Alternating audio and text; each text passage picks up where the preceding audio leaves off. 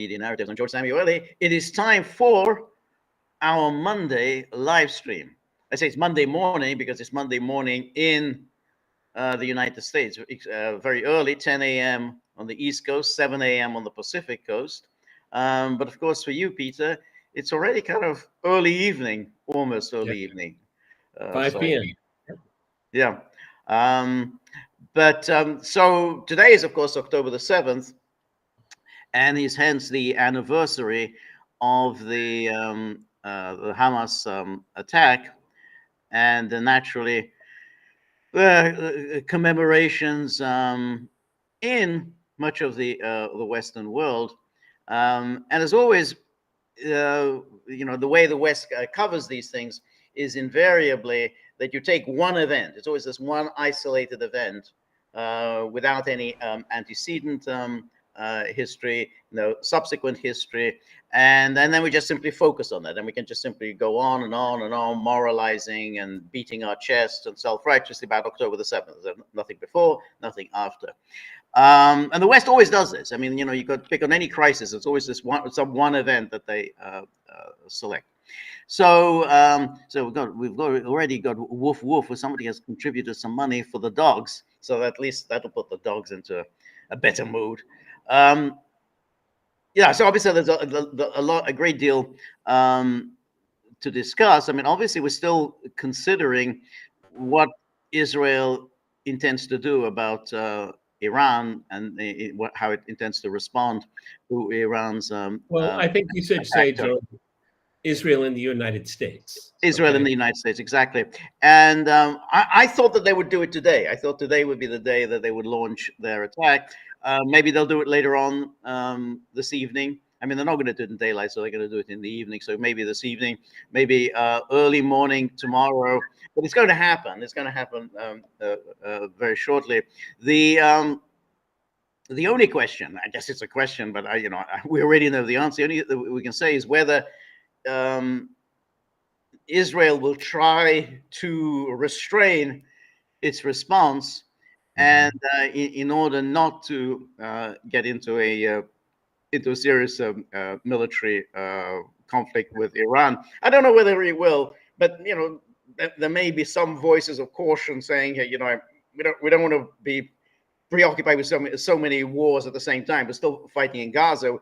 We've launched this land invasion, which is not going particularly well in Lebanon. Now we're going to get involved in a war with Iran. So maybe time, at least for the moment, would be wise to restrain our response. Anyway, what do you think, Peter?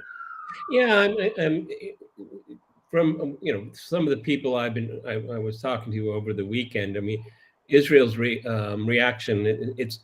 If it's going to be a real punch, I mean, that's exactly what they want. They don't want something cosmetic because of their desire to have overwhelming deterrence. But if you're going to be, missiles are one thing, but aircraft, you got to remember, you got to get the aircraft there and get them back. Okay, if you're going to be carrying heavy bombs, well, only certain planes can do that, and you slow them down. I mean, logistically, for what they want to curate is going to be difficult, not impossible. That's why I interrupted you and said, and America, because that's the country that can do it. Refueling planes in the sky. The Americans do that, not the Israelis. Okay. Well, I think Israelis can do that, but it's more difficult for them. I mean, their resources. Yeah, well, they can refuel in the sky. Yeah.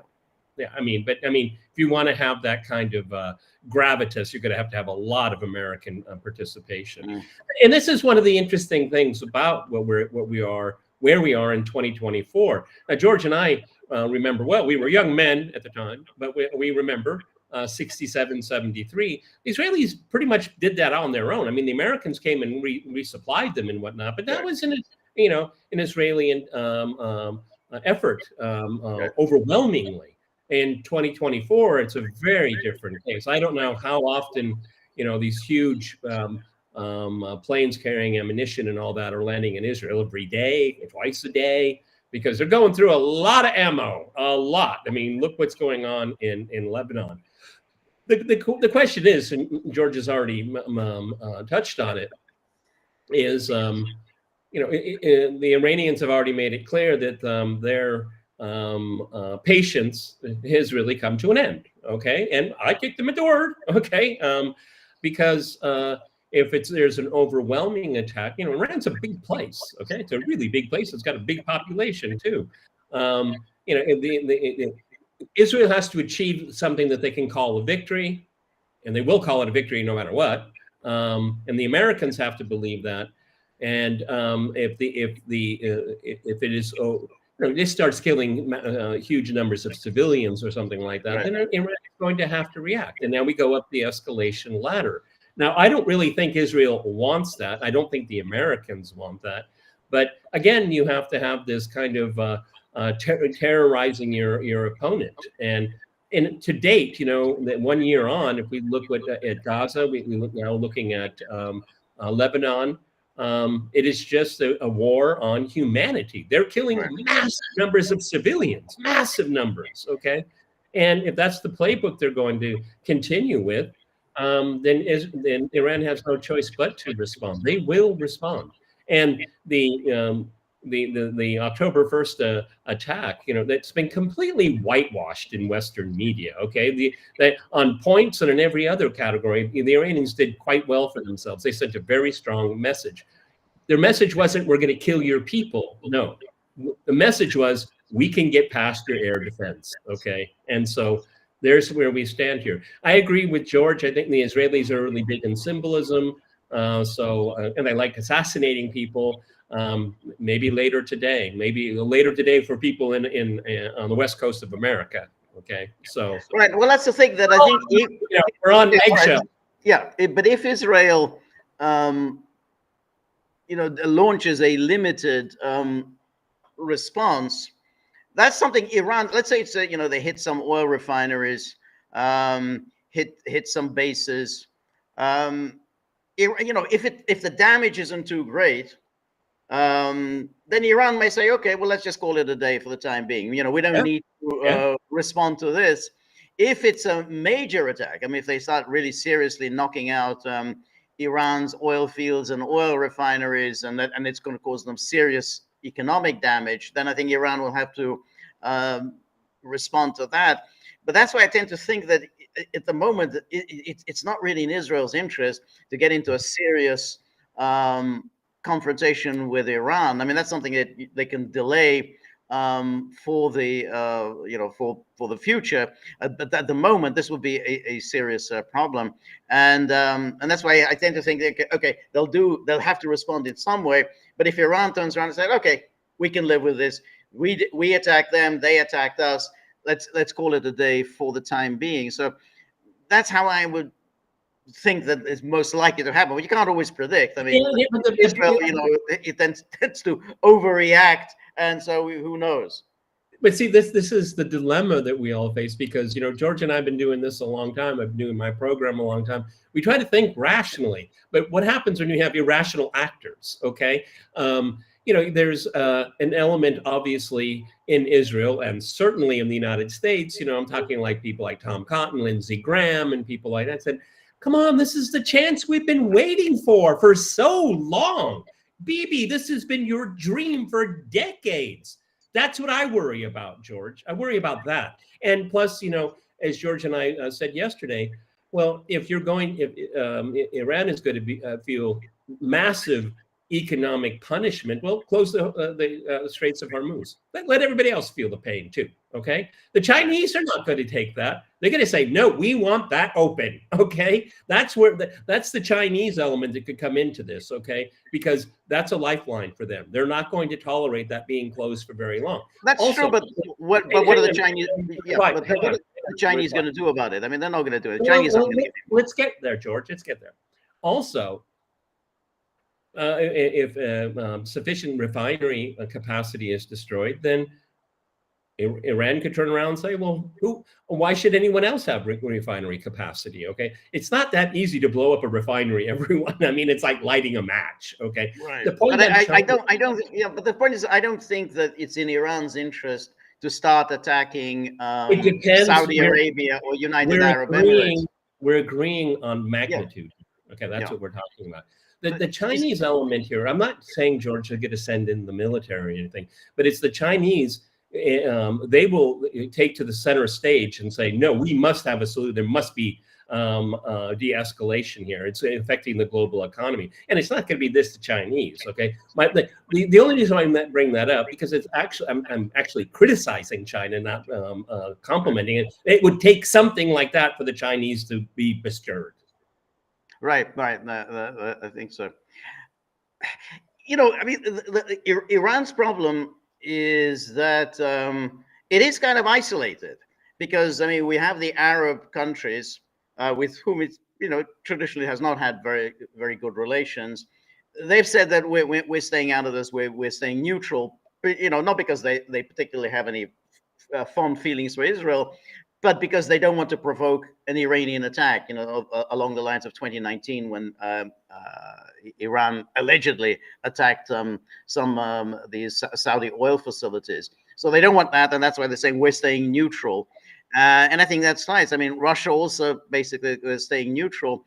So Iran essentially is on its own. I mean, it's facing Israel and the United States on its own. So that's why it has to really calibrate what it does very carefully, because if it goes out on a limb, it's confronting Israel and the United States, both of whom are nuclear powers, while Iran isn't. So Iran's in a very sticky position. Plus, its various allies in the region are still reeling from from Israel's attacks.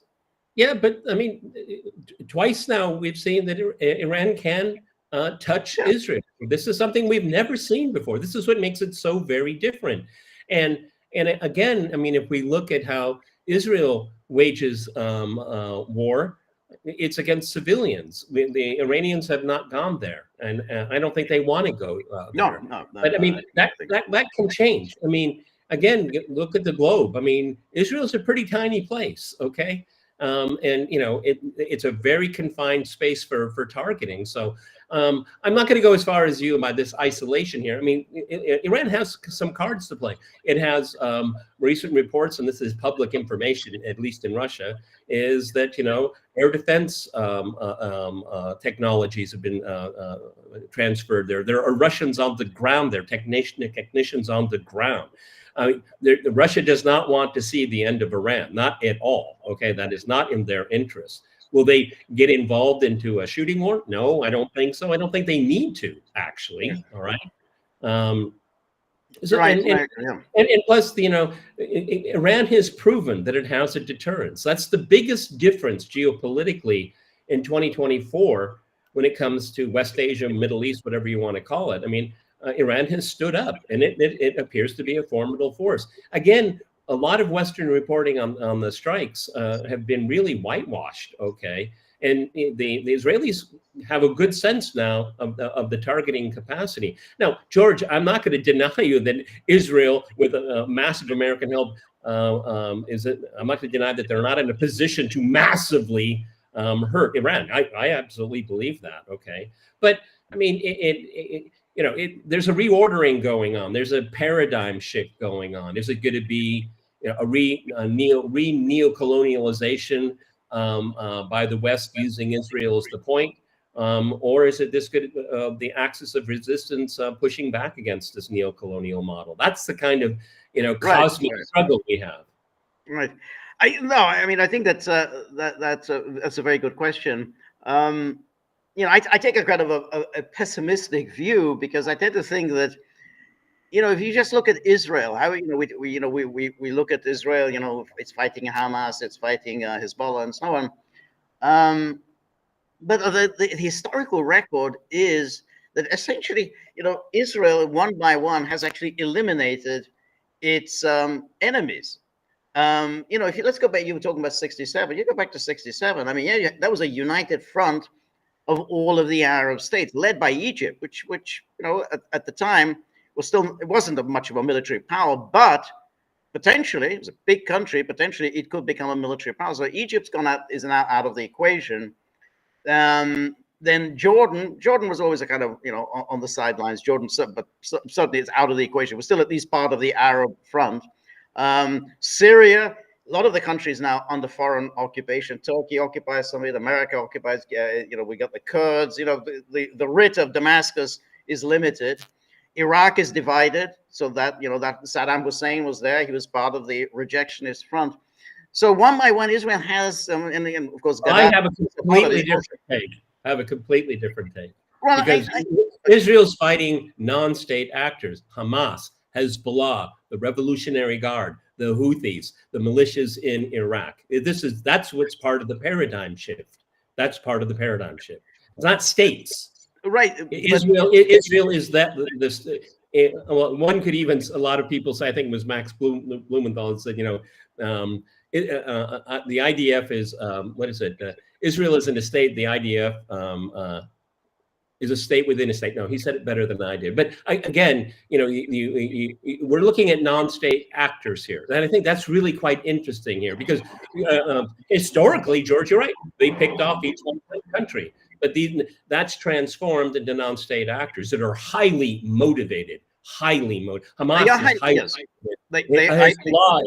Highly motivated. The Houthis, for goodness sake, after what's happened to them over the last few years, they're highly motivated. The forensic historical dissection of '67 is that Arab armies were just too corrupt. Okay, too much nepotism, too much corruption. Having gold braids and all that was more important than knowing anything about how to run a front. Okay, and the Arabs have been punished dearly for those weaknesses. But the point is that these non-state actors don't pose an existential threat to Israel. Israel will always defeat them. Israel will always defeat Hamas. It'll be difficult, painful, but Israel will defeat Hamas. Costly, George, and costly. Very costly. Israel will defeat. The thing is, they don't have the manpower at the end of the day. Okay? They have the manpower to defeat Hamas. That's why they rely upon massive civilian casualties on the other side. Okay. But they have the firepower, and that's the important thing. They have the firepower. They're ready to destroy and devastate and kill any number of people. They can. So ultimately, they will always defeat Hezbollah. Using air power. I don't know why you say that. I don't know why you say that. Look, George. What is it going to take? What is it going to take for the Israeli residents of northern Israel to come back? They're not going back anytime soon. Haifa was under attack this morning. Okay, they're not going back anytime soon. But that's still not. Even if they will come back eventually. But they will come back. I don't know. I don't know. But even so, it doesn't pose any real existential threat to Israel. I mean, Israel can always defeat them. Now, how will Israel defeat them? Israel can use its enormous firepower, the firepower that they don't have. Israel isn't going to go in and invade Lebanon because that's a casualty. They're gonna suffer huge casualties invading Lebanon. So Israel isn't going to do that. They don't want to fight it that way. They're just going to use their overwhelming firepower, which involves a lot of civilian casualties. But Israel doesn't care about that. I think we can split the difference, at least for now, on October 7th, a year after the Hamas incursion into Israel. They have a forever war. Okay, it's a forever war of attrition. You may be right. I may be right. Okay. But it's getting down to that. How much punishment can you take?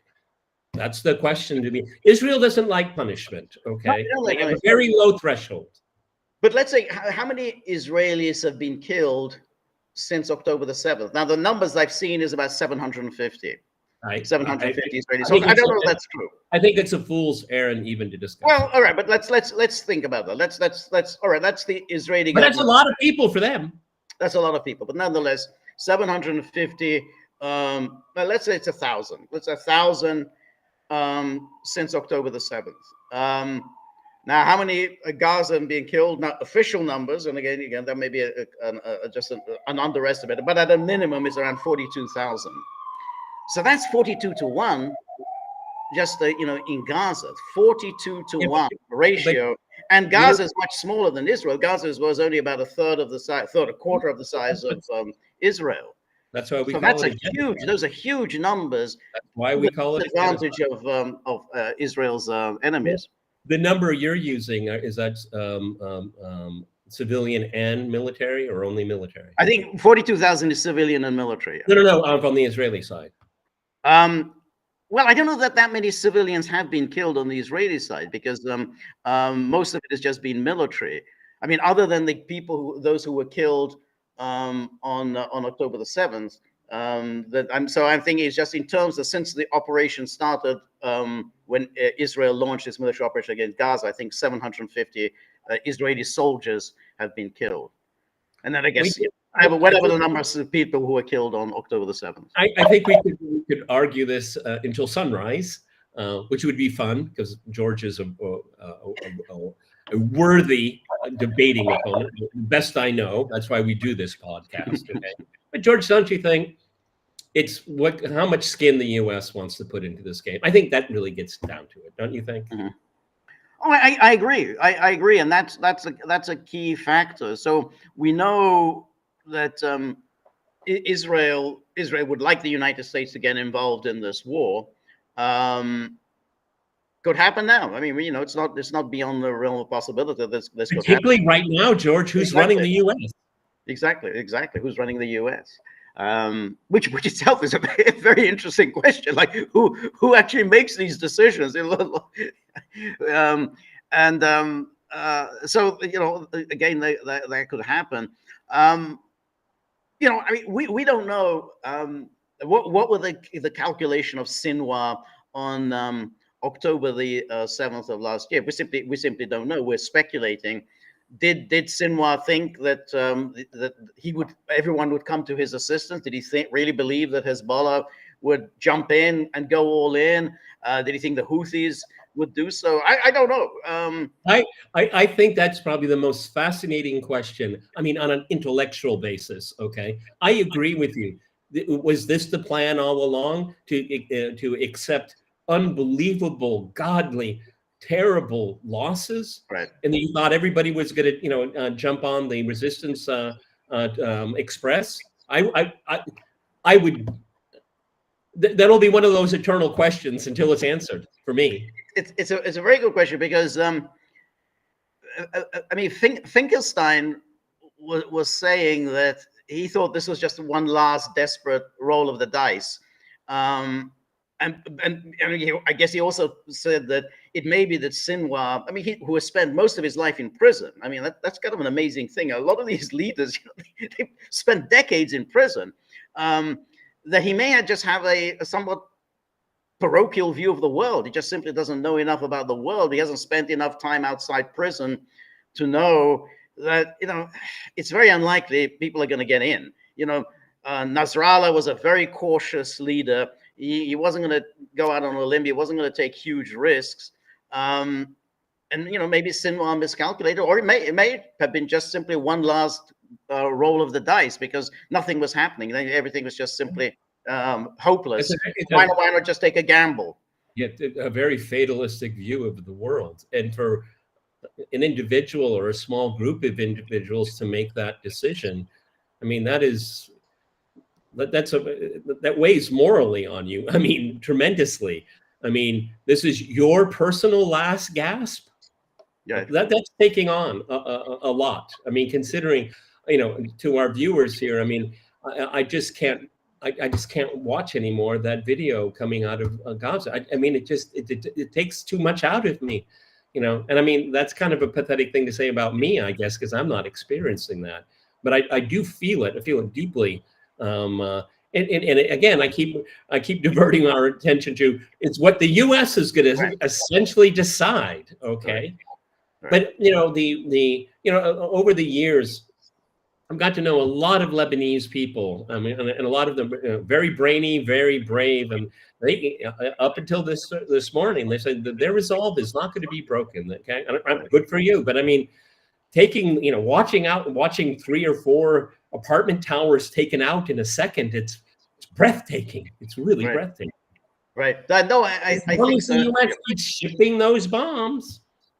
But that's of course, it raises a very interesting moral issue, because of course, we will fight to the bitter end and so on. But do people really do that? I mean, is that something you can go on doing when death is a certainty, that basically that that it's hopeless? The people you're up against, these are people who are ready to inflict any kind of brutality. Yeah. You know, you can always, they brave talk, and we know a lot of people who engage in brave talk. They do it from a safe distance. Yeah. Now these people are not from a safe distance; they're right there in the firing line. So you kind of wonder, that somehow, they have to also think rationally. They want to live. It's a human Well, I mean, instinct to want George, to go on living. And that's why it- you wonder how long you can go on saying, yeah, we will fight to the last drop of blood. well, what happens if you want to surrender? You can't even do that. You I can't mean, do that, no. it's not accepted. It just your number to be eliminated. That's a terrifying thing. I mean, at least during the Second World War, you could raise your hands. I surrender. Okay, I surrender. Yeah. Don't kill me. Okay, Right. that's happening in Eastern Ukraine right now.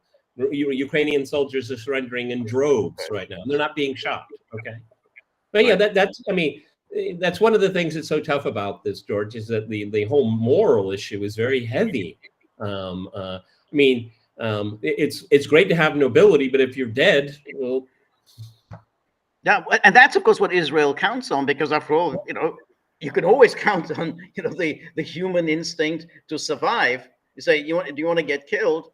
And now some of these people again do have a fatalistic element to it, and again, I mean, I think some of them know. Particularly, let's say if you get to be a leader of Hamas, you have a pretty good idea that you'll be killed at some point during your career as Hamas leader. You will be killed by Israel, so there's always a good chance of that. I guess again, if you get to be a leader in Hezbollah, there's always a good chance you're going to die. But then you wonder, well, what about the others? I mean, like, let's say, or for ordinary Lebanese, however much they hate Israel, and no question they hate Israel, wouldn't they just want to survive? After all, well, I mean, let's give an example. Life is long. Don't you want to enjoy life? Yeah, but let's give a real life example. Okay, let's say you're a Hezbollah high official. Should you go to cafes? Should you go to the market? No. Should you be with your family? Right. That's where we are right now. But again, because we differ on this, and that's good. But looking at the Israeli economy, it can't do this forever. It just simply can't do it. Okay, its investment grade has been it is down. Its tourism is zip. Investment in its tech sector, which was kind of the silver bullet for them, is radically down as well. And plus, a lot of these reservists are just saying, look, I did 2 tours already in Gaza. I got to go back to my business. I got to take care of my family.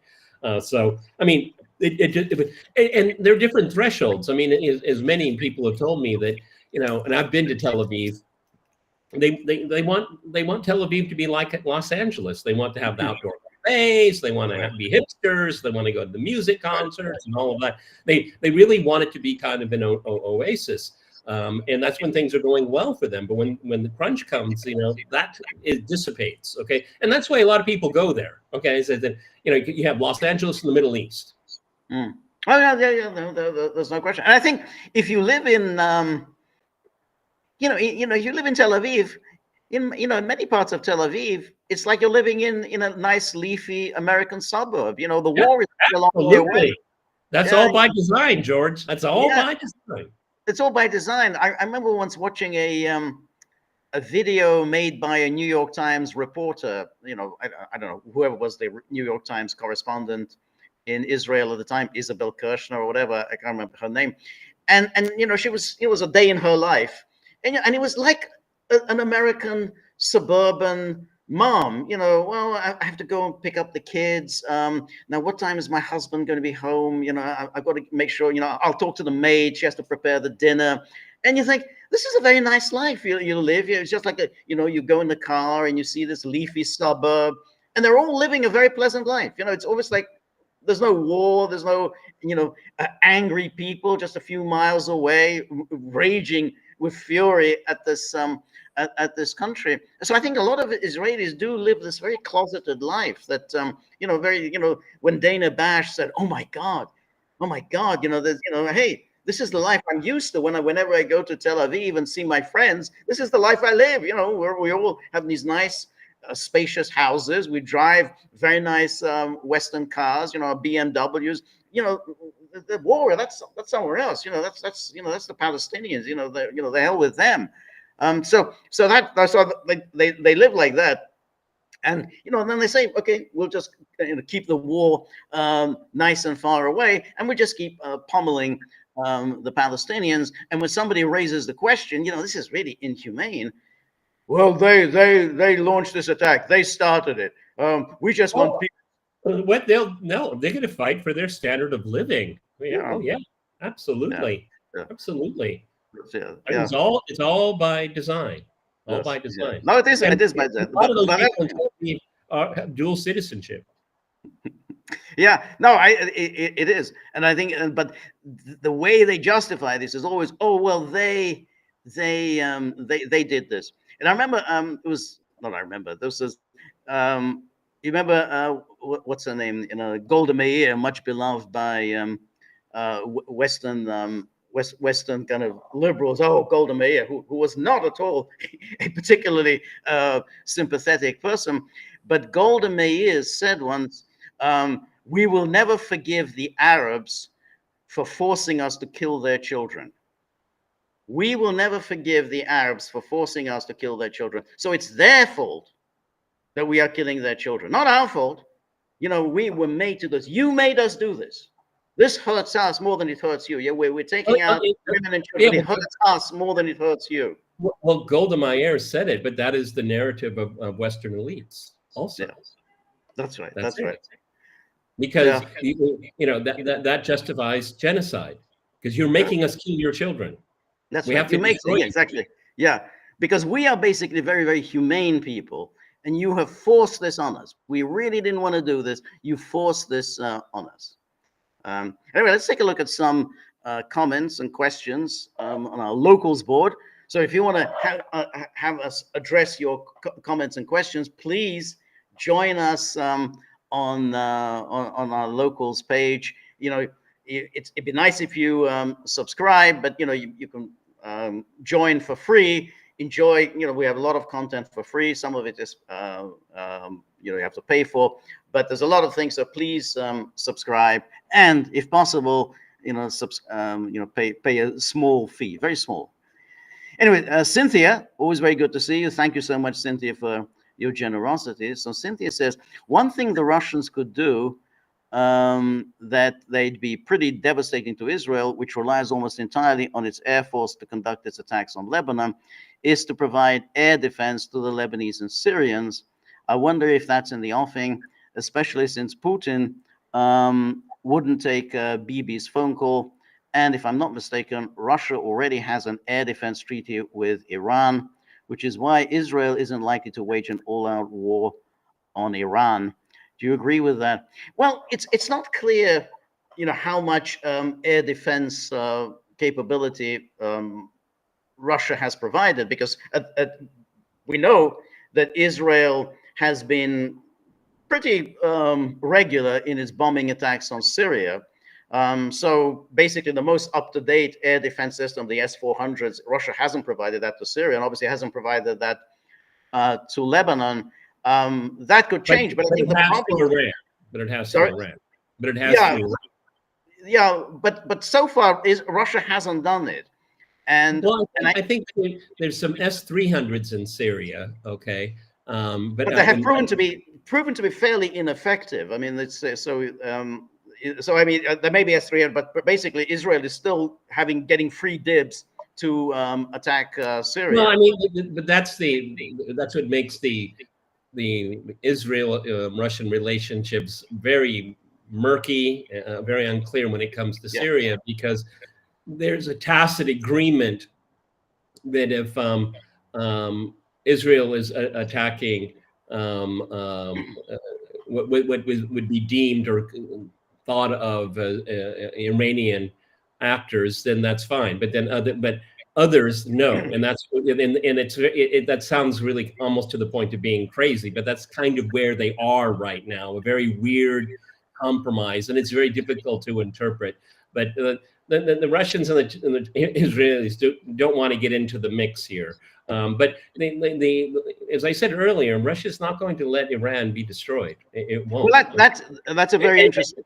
Because it's part of the global proxy war. We have it in Ukraine, and now we have it here. And that's, again, we go back to what do the Americans want to do? Because there are people that are saying, look, this is an opportunity for us. I mean, the Russians are backing the Iranians. It's our time to take out Iran. It will punish Russia. We'll have a strategic defeat. We have this forever war going on in Ukraine. We're winning. We're winning. That's what they're thinking, George. No, I agree with that. I agree that what the United States, I think, would like to do is to trigger some kind of a crisis within Iran. I mean, I think basically it'd be through showing Iranian weakness. I mean, I think that's got. I mean, no one's going to invade Iran. It's a huge country, large population. You can't invade that country. But if you show Iran's vulnerability to bombing attacks, vulnerability to missile attacks, and show that, hey, your situation is hopeless, then they hope that this will trigger an anti-government movement. I think that's the strategy. I think that's the Israel strategy in Lebanon. I mean, I think if you think, well, what's Israel trying to do? Why is it bombing Beirut? It's not really this invasion. I think is just a feint. I don't think they're really serious about invading Lebanon. But if you can bomb and bomb and bomb, then you can try to force the population to turn against the regime. They say, and in the case of Lebanon, to turn against Hezbollah. I'm not saying it's going to happen, but I think that's kind of their calculation. Well, I think that's the strategy, but I don't think that it's a viable one. Okay, one thing, having been to Lebanon recently, the Lebanese know how to live with diversity. I can tell you that. Okay, there's a lot of things screwed up in their economy, and they've learned to adapt. Now, I'm not saying you can learn to adapt to bombs. I'm not saying that at all. But it's always just a hair above the level of chaos that people can tolerate. Okay, so it's not like Tel Aviv, where all the grass is cut and everything is all nice and neat and everybody is very happy. Lebanon is a pretty chaotic place. Okay, unfortunately for them, but they are survivors. And again, I tend to agree with George. I'm not really sure if this is some kind of kabuki theater about these incursions in the south. I don't know what they're trying to achieve. Hezbollah missiles are back on track, according to their own spokespeople. Their command and control is back up to snuff. We'll see if that means anything. This is a very long slog. Right. Now that's right. Now this goes back to then Cynthia's question, which is, in this conflict between Israel and Iran, you're right. Russia has an obvious interest not to see Iran defeated, because Iran is a critical partner for Russia, and so that obviously has an interest. But Russia does still have this very strong attachment to Israel. It didn't have it during the Cold War, but it started at the end of the Cold War, and Putin has retained that. Putin has many times spoken about the close relationship in Russia and Israel. 20% of their population is post-Soviet, primarily Russian. So he's basically, adopting this policy of, let's put it even-handedness. Russia has not gone against Israel at any time. I mean, yeah, it's spoken out. We don't like this, we don't like that. But in practical terms, Russia has not really done anything against Israel. Because unlike during the Soviet Union, today Israel is part of the domestic agenda here, because the people-to-people contacts between Israel and Russia is immense. It is very, very deep and very sophisticated. I mean, even at work, I come across people that are Russian Israelis. Okay. Right.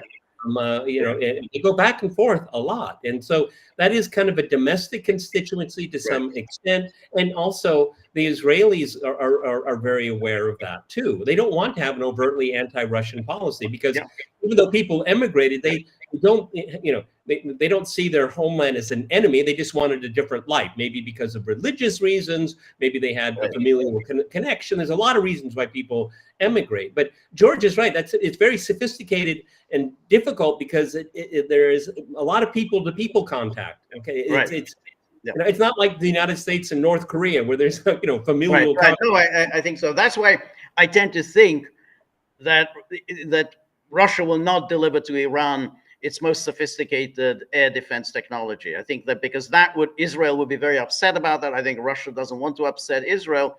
And so far as one can tell, Israel has been restrained in providing any weapons to Ukraine. I mean, I haven't seen any stories that Israel is arming Ukraine. Well, they're arming them with stuff that they arm everybody else with in the world. Okay, I mean, because there's a big deal. How could Israelis be giving Azov battalion weapons and all that? Israel sells weapons to anyone that really wants to buy them. Right. Okay, and we're not looking at the highest of high tech. We're looking at small arms. Yeah, but it's very small. I mean, I haven't seen any real stories about any extensive Israeli. Well, no, the Ukrainians are pissed off about it. Yeah, that's right. So that's why I think that Russia wants to maintain. But in a way, that doesn't really work to Russia's geopolitical advantage, because I think in Russia's geopolitical advantage would be, I think, much more wholehearted support for Iran, because I think Iran is an important player, an important partner. It would definitely be very, very damaging to Russia's geopolitical interest if Iran were engulfed in chaos, civil war, military defeat, and these will all be bad things for Russia. So I think in that sense, I think it's in Russia's interest to support Iran. Another thing I think is, to be honest, again, if you look at it cynically, if you're a Russian leader, look at it cynically, you say, I think a serious war in the Middle East is good for us because it's going to distract American attention. Americans will get very preoccupied in the Middle East, and then we can deal with the Ukraine problem and finish that off. And because NATO is going to be distracted by the Middle East war, and then we'll be able to just wrap things up in Ukraine. I mean, so if I were a Russian leader, I'd be fueling a war in the Middle East so that I can get this war. I wouldn't go that far. I wouldn't go that far to fuel it. No, I mean, but to calibrate it and control it. And I agree. I mean, they're S-400s in Iran. There are Russian technicians there. They're very much, from what I understand, reporting I've come across, that they're very much involved in air defense. But I wouldn't say fuel it. But this is just American foreign policy shooting itself in the foot. Okay, because Ukraine is important to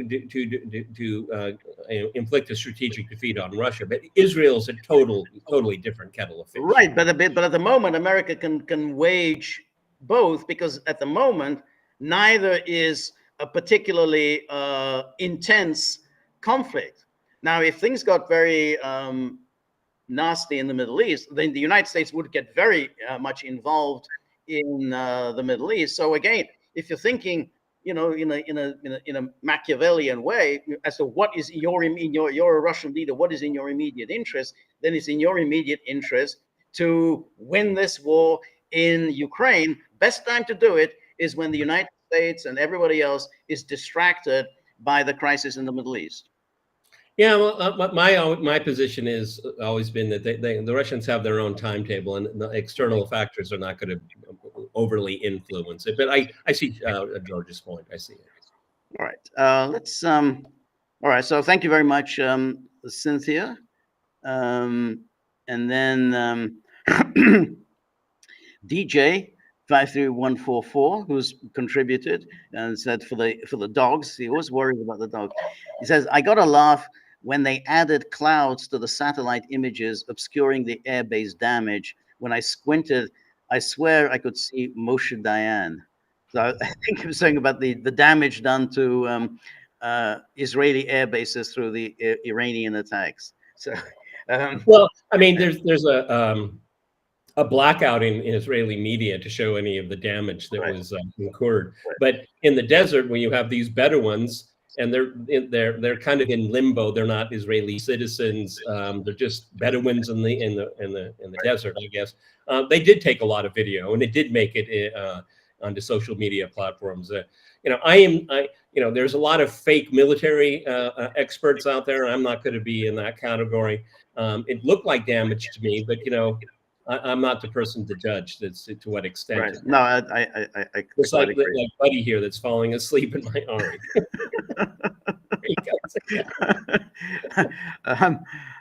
So Richard Phillips asked the question that I think we already talked about. Can the Russians afford to send air defense to other nations in the middle of war? We'll have to see. I mean, again, we'll have to see. So I think so far, Russia has been very restrained, for the reasons that we discussed.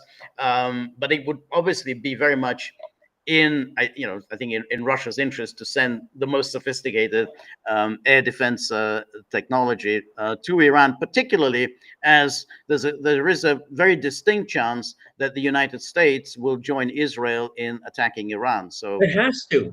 Yeah. It has to. It has no choice. That's part of the calculus. Boy, Apple. How much sleeping can it get done? I mean, it's like You guys have no idea. I took him out to lunch with me, and he was just absolutely chaotic. He was a hooligan. He was jumping everywhere, going up to everyone. I mean, he's just he only has one gear, fast, and then when he comes home, he's tired. Okay, and he goes to sleep. Okay. I like it when he sleeps, actually. Yeah, no, I can see that. Anyway, then Richard Fleur says Israel would have to match, though at least countries to get Iran. That was going to happen. Well, I think United States will supply Israel with what it wants. I mean, it's a given for that. Anyway, Cynthia also says, due to their opposition to Putin's war on Ukraine, many Russian Jews left Russia and relocated to Israel because, unlike the US and EU, Israel hasn't imposed any sanctions on any Russians. But many of them now want to leave Israel due to war raging there. They can't return to Russia because Putin will likely prosecute them. No, that is nonsense. All right, well, let me just finish this. They can't relocate to the US and the EU because they'll be sanctioned. Or will the US EU decide not to sanction them merely because they are Jews who are also Israeli citizens? Okay, so I've met so many. Okay. In my immediate circle, I know Russians that got Israeli citizenship, lived there, learned the language, went to school. I don't know any of them was part of the IDF. And they came back and they said, I'm back in Russia. I'm going to wait for the war to come to an end and see what we're going to do. But there's no consequences. I mean, it's a free country. You can leave, okay? You can get, and under a Russian law, you can have two passports, okay? There's no penalty for it whatsoever. Like I said, I mean, the flights between Tel Aviv and Moscow, it's just nonstop. And there's no penalty. Okay. What about those who have gone to Israel in order to avoid military service? There's no conscription here. So there's no one's violating the law. All right. It's all a volunteer force, okay? People are not being conscripted, all right? So right, but there was the partial mobilization. Okay, and to address that, I can't give you an answer, okay? I don't know. Okay, but I mean, one of the things I always kind of throw back to people, I mean, if this really were an issue, it would be all over social media, and it's not.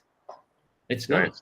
Right. I mean, when the partial mobilization came about, there was a big flurry, and a lot of people were kind of upset because bureaucracies fail, people fall through the cracks, and the wrong person got the wrong notice. Yeah, it happened. Yeah, it did happen. But hundreds of thousands of people have returned that left initially, and they came back with no penalties, unless they were in debt or something. I don't know, but I mean, if they hadn't broken the law, then there was no penalty. So, like I said, if these things were a big deal, it'd be all over social media, and it's simply not. Yeah. Now, again, I mean, this question of law, that those Russians who left in 2022, 2023, 2024. Now, were they left Russia were they able to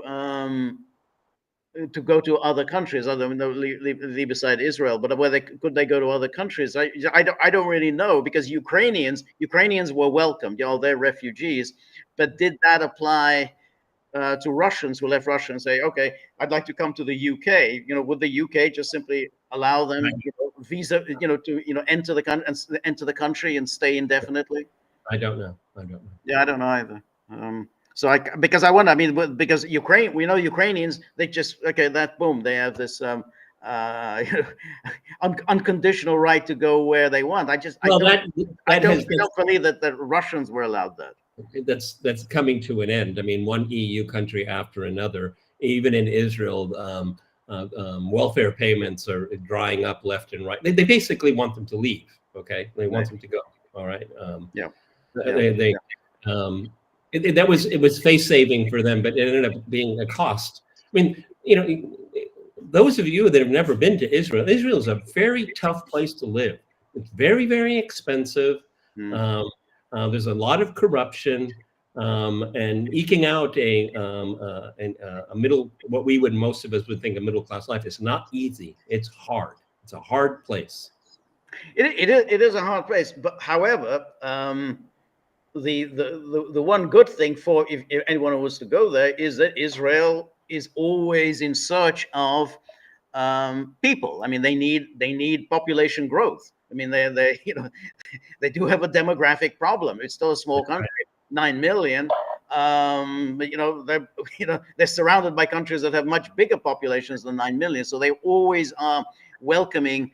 And where do they settle them? Or Jews who have who can claim to have any Jewish ancestry. You get you get fast tracked to Israeli citizenship. But of course, you do have to pay the price for that. You have to military service and things like that. Yeah, and where do they settle them, George?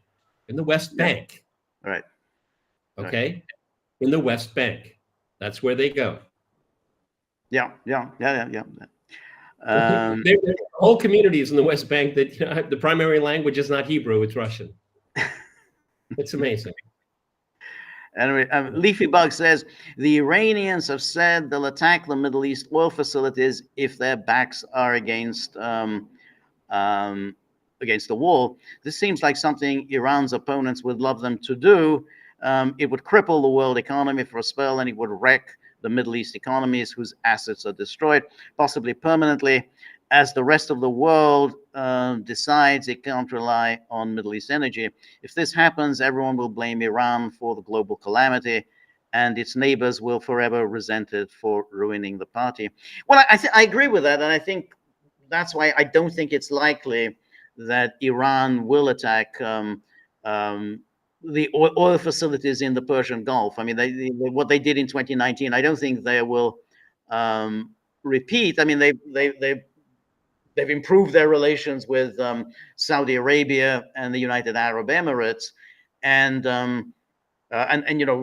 when recently with Khamenei made that speech last Friday. I mean, he spoke in Arabic and he spoke in Persian. So essentially, he was making an overture to the Gulf Arab states.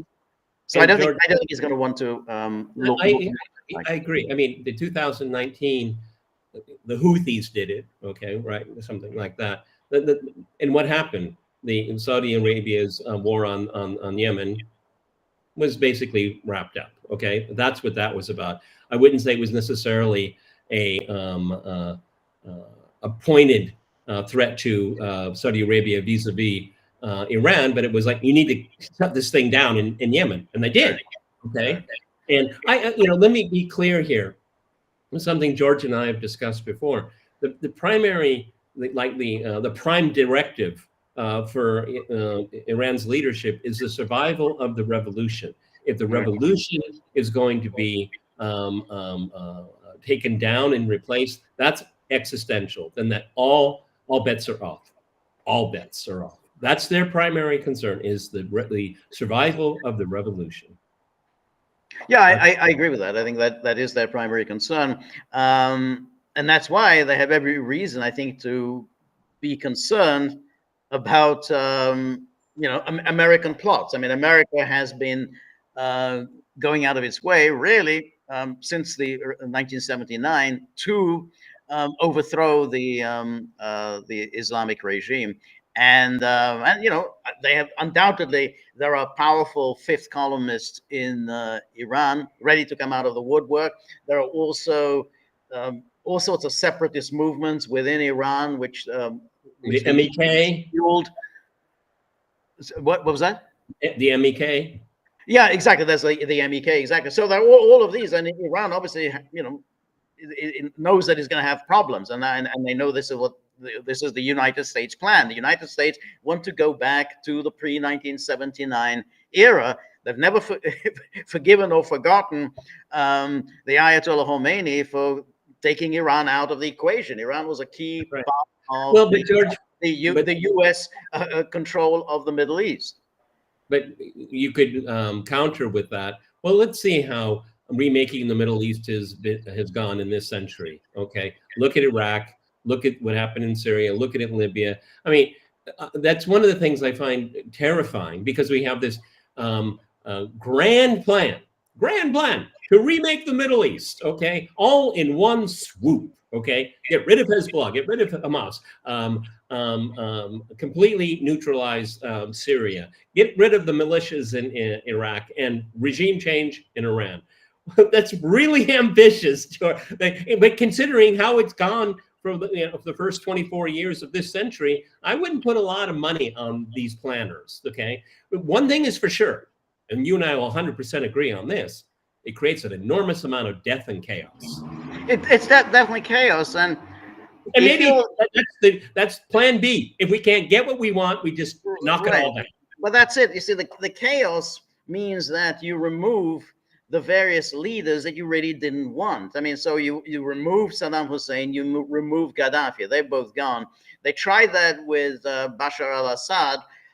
They couldn't remove Assad, but they got the next best thing, which is chaos, war, large parts of the country under occupation. Iraq is, again, it's a very divided country. So they've achieved something, but it is chaos. I mean, it's not in any sense an order. What the Americans have done, and they're very good at that. You say they get rid of someone, they target someone, and then all hell breaks loose. And they said, okay, great. And then America can pose as, well, we're trying to fuel stability. We're interested in. Oh yeah, well, that's like Netanyahu funding Hamas. I mean, it seemed like a good idea at the time. Right. It seemed like a good idea at the time to divide the Palestinians between Fatah and Hamas. Wow, that brilliant idea. Oh, let's invade. It's in 1982. Let's go and invade Lebanon. It'll be a walk in the park. We'll have dinner in Beirut. Look what happened. They got Hezbollah. Okay, the law of unintended consequences is more relevant to that region than probably any part of the world. Okay, that's it. That's true. But look at Israel will say, hey, back before we created Hamas, we had a real problem on our hand, which is we had the PLO. The PLO was a unified organization. All the Palestinians were under the rule of the PLO. They had now achieved a measure of international respectability. Yasser Arafat became a respectable international figure. They had to do something about that. So they fueled this division between the Hamas, the sort of Islamist resistance, and Fatah. And obviously, I believe, and I think you agree, Peter, that the Israelis assassinated Yasser Arafat. Now, who came after Arafat? I mean, Mahmoud Abbas. Abbas is no Arafat. He doesn't have anything like his leadership qualities, and he's kind of barely there. I mean, where's Abbas been over the past year? If Arafat had been there, I mean, obviously he'd be quite old by now, but I think Arafat would have made a much more decisive contribution to the resistance to Israel. So in a way, however cynical that policy was on the part of Israel, well, they still got a divided Palestinians. I mean, that was the goal. Yeah, but Palestinians with the expelling the PLO into Lebanon. Okay, that's a tactical victory. Okay, good. I understand that. on October 7th, 2024, 60, 80,000 Israelis can't live in the north, okay? The problem gets more compounded every single time, okay?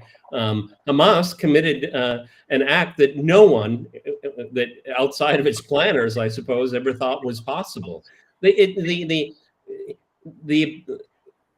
trying to predict the outcome of these things is almost a fool's errand. Right. You know, it really is. So Right. again, I'm going to go back to my default position. It depends on what the Americans want to do. Okay, Right. that's what it gets down to. Right. And to date, they do pretty much what Netanyahu and his crowd want. Yes. So then DJ says, I think it's a little poem that he has composed.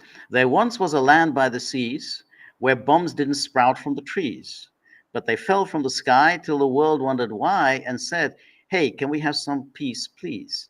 That's not bad. That's a nice little limerick. So thank you. You could put it to a little Gaelic music there, it would be great. And there's Richard Phillips, apropos of the comment about Golda Meir, who said that we will never forgive the Arabs for forcing us to kill their children.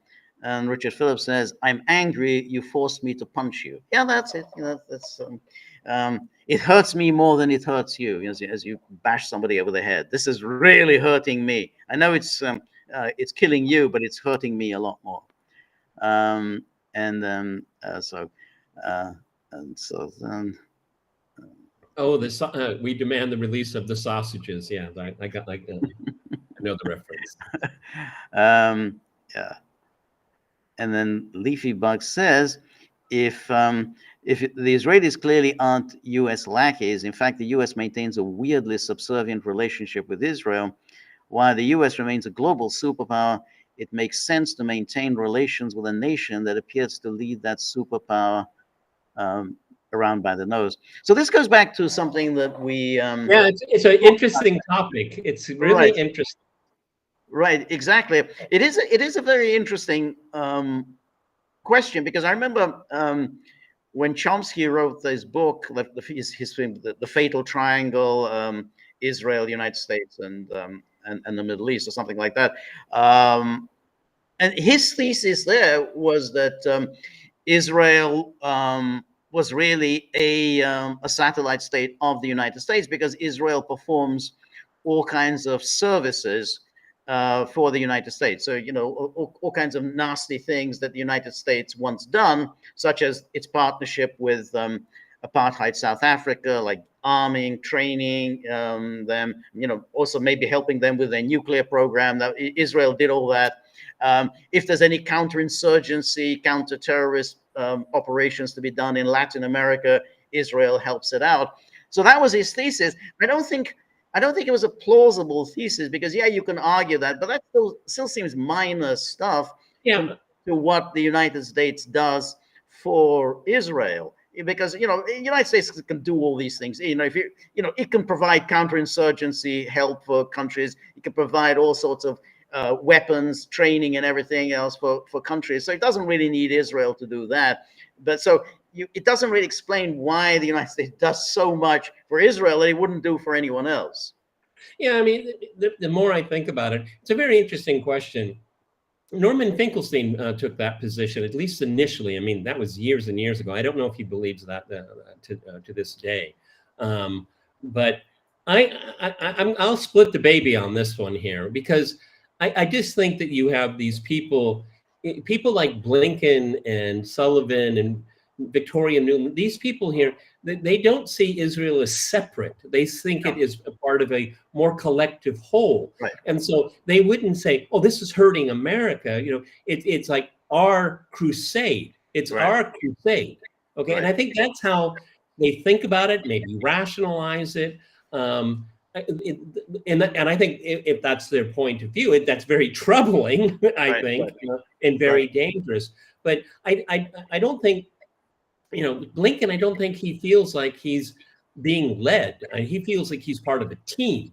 No, I agree. He probably has an enormous amount of admiration for the Israelis. Okay, but the problem is that I don't think it's like a a mind fusion. It's fused together where they don't really see the difference between the two.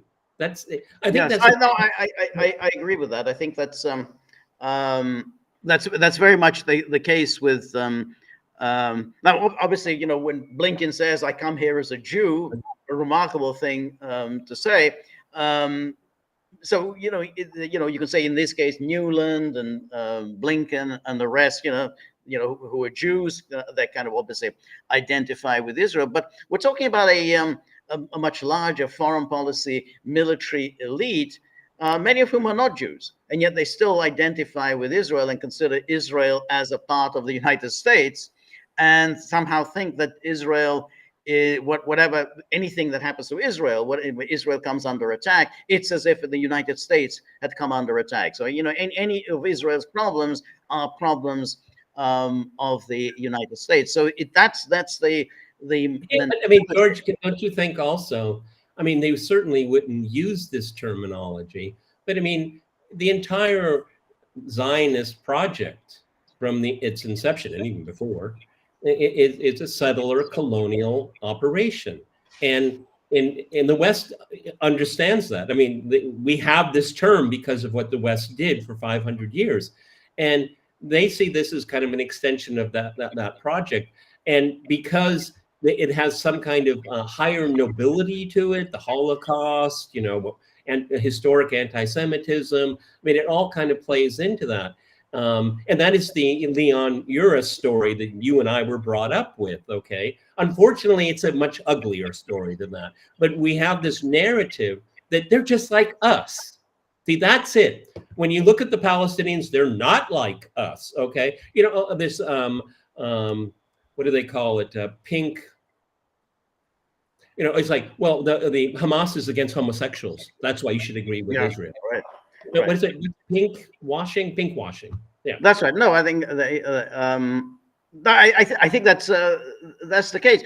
The thing that is, however, brings that makes it a little questionable is like, why would this be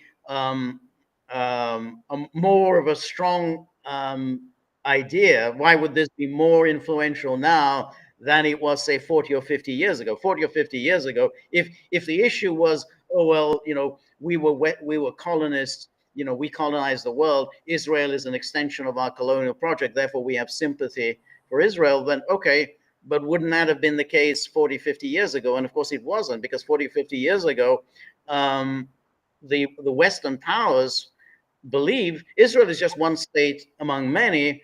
We need to be more even-handed in our relations in the Middle East. There's no particular reason to identify with Israel. And again, certainly the British facilitated the the Jewish migration into Palestine. But you also have to remember there was a moment when the British got fed up and said, "That's it, no one comes in again." But just in 1939 when they published the White Paper, they said, "Boom, that's it. We're not allowing any more Jews to come in because it's really upsetting our relations with the Arabs." And even after the war, Britain maintained good relations with the Arab world. It was not at all sympathetic to Israel. So it's an interesting thing. Again, let's imagine, say, the Western attitude towards Rhodesia. Rhodesia, you could say, well, that's a part of the colonial project. What happened? Boom! Rhodesia was imposed sanctions. It was the first time the UN Security Council imposed sanctions against anyone, against Rhodesia, when Rhodesia declared independence from Great Britain. And again, South Africa was also a colonial project. South Africa came under sanctions. So there was no identification either with South Africa or with Rhodesia, but there is an identification with Israel. I mean, I think it's a very well, I mean, George, let's just say the obvious. I mean, in Rhodesia, it wasn't about Jews, and in South Africa, it wasn't about Jews. And plus, then you get down to Western hegemony. Israel is an outpost of that. Okay. Now, what it does for Western hegemony, that's a big question. I don't think very much. I think it's negative returns, but policymakers don't see it that way. Okay, and again, this imagined affinity. Oh, Netanyahu speaks American English. Okay, he probably tells jokes in Right. American English. Okay, Right. but then when you listen to like Golan, it's like, listen, that's different. Okay, this guy is Right. really gruff. We have to cut off the electricity, cut off the food. That's like, ooh, Right. No, it's like it's like Trump. It's to say this is what Israel's doing is a public relations disaster. Not it's genocide, but it's public relations that's a disaster. right. Well, I think the problem is, as we've gone back on this, is the collapse of the Soviet Union. Because while the Soviet Union was in existence, then the Arab states, the states that in theory would be in the Western column, but who nonetheless were being cultivated by the Soviet Union, they had some leverage. They could say, well, we're not really happy by the fact that you're not pushing Israel to make concessions, so we're going to be in the Soviet Union's column. And so while there was this competition with the Soviet Union, there was a real concern that, these Arab states, who in theory should be allies of the United States. God, they're extremely anti-communist. They have very retrograde social views. They should be allies of the West, but instead they're friendly with the Soviet Union. But once that's gone, then in a way they don't really have the leverage anymore. So there's no real reason for the United States to start pushing Israel the solution. I think like Nixon understood in the 70s, hey, we don't want to lose all these Arab states. These are potentially our friends. We're going to lose them to the Soviets. So we need to push Israel to make concessions. Well, again, one of the tenets of geopolitics is that a mid-sized country, even a small country, if you have a very powerful patron, you have a lot of sway. Right. And bringing up the Soviet Union is that you had Arab states and elites looking to the Soviet Union as a balance. Right. But when the Soviet Union came to an end, and this has worked very much to Israel's advantage, even the United States, is that you have a very divided West Asia, Middle East, whatever you want to call it. And we have Sunni, Shia, we have other minorities. That way, there's no arbiter. The Damascus and Baghdad, they couldn't go to Moscow for an arbiter. When the Soviet Union came to an end, it was the law of the jungle again. That's right. And then the other side, the United States in lockstep with Israel. That's one of the reasons why you have so much instability. No, that's right. So, Leafy Bug, thank you for your generosity.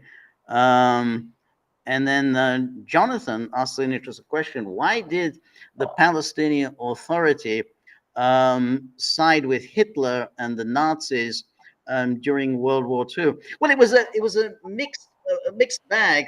There was the Mufti of Jerusalem, who I suppose was the kind of the leader of the Palestinian Arabs. I mean, it was the mandate. So the British ran Palestine, but the leader of the Palestinian Arab opposition to the British was the Husseini. His name. He was the Mufti of Jerusalem. He certainly, was very happy to accept the patronage of the Nazis, and then he became the kind of the ruler. They inserted him into Bosnia and Herzegovina, and he was kind of ran it for the Nazi regime. And then, of course, he came back after World War II. So he didn't suffer any consequences for siding with the Nazis. Why did they do it? Well, because they didn't like the British. I mean, it was just my enemy's enemy is my friend. And, I have to say, didn't particularly like the Jews because the Palestinian Arabs had been protesting about the arrival of the Jews, over which they had no say. I mean, it was entirely facilitated by the British. So the British were allowing this Jewish migration into the Mandate territory. And again, it was under the terms of the Mandate that they were creating this Jewish national homeland. Again, no one who was living in Palestine had any say in the matter. None of the Arabs had any say in the matter. So they were obviously very resentful. There were a number of riots against against the British authorities, protesting what the British authorities were doing and allowing this Jewish migration. Of course, that created bad relations between the British and the Palestinian Arabs. But finally, they kind of prevailed. The riots from 1936 to 39, it culminated in the white paper, and basically the British said, we just can't go on allowing this mass migration. And I think what we were saying yesterday, Peter, which is that those those right wingers in Europe who identify so much with Israel and who are also so opposed to mass migration, they ought to sort of think about the equation. Those people, the Palestinians, were saying exactly the same thing. Hey, you're allowing people to come in. Sooner or later, we're just going to be completely displaced by migrants, and they're going to create their own state, and we're going to become marginalized, which is kind of the argument that is said by European conservatives today. This is mass migration. We're going to become a minority in our own country. I don't have anything to add to that. Good. Okay. Anyway, thank you, Jonathan. And let's see if we have. So we were talking yesterday about Emmanuel Macron, and he's now is already shifting his ground a little bit after his posture about we're gonna we have to have an arms embargo on Israel, and of course naturally he came under attack, and he said he doesn't like coming under attack, and he's already backing away from what he had said. So yeah, I mean it was his time. He has a problem with timing. On the eve of how Israel in the West is remembering October 7th, and now he has to eat his words again. Yes, that's right. So as far as the U.S. election is concerned, so I don't know. Did you watch that little? I didn't watch the 60 Minutes interview with Kamala. I only saw a little clip of absolute gibberish. Completely, nonsensical. I think she was asked something about, hey, you keep asking, Israel to do things, and then Israel doesn't do them. What are you going to do about it? And then the usual Harris word salad, just basically, running out the clock, just eat up the time, just stringing words together that have no meaning. And it's kind of, amazing how but now she's going to do these interviews, and she's going to be on Stephen Colbert. That should be a tough interview. Well, that'll be hard. And then she'll be on The View. But this is all by design, because they're running a generic Democrat. That's what they're doing, right. And their polling is telling them that they could pull it off. Okay. Now, George and I have talked about this so many times, like so many other people. I don't have a George. You think that Trump is going to pull this off and handle it? You said that to me a couple of days ago. Yeah, I do think that. I might well be wrong. I'm often wrong about elections. Well, sorry to throw it to you, because I don't really know what to think. Exactly. I just look at the numbers, and basically Harris is not able to move ahead decisively, and I think that's fatal for a Democrat. Just going by the last two election cycles, as the polls have it. And they always underestimate Trump's support. The polls have it. She has a narrow national lead, and basically it's a dead heat in all the battleground states. That would mean that I think Trump is likely to carry most of the battleground states. And that, a lead nationally is just not. So you're okay.